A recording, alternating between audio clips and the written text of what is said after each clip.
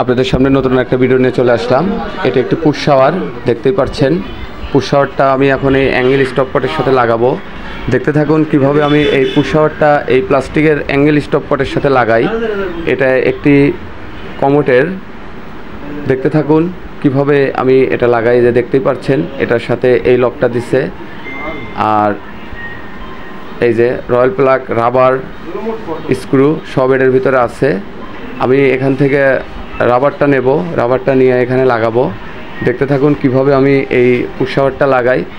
এই পুশ শাওয়ারটা এখানে লাগায় দিলেই এই কমোটে ব্যবহার করতে পারবে। দেখতে থাকুন, এই যে আমি লাগাচ্ছি।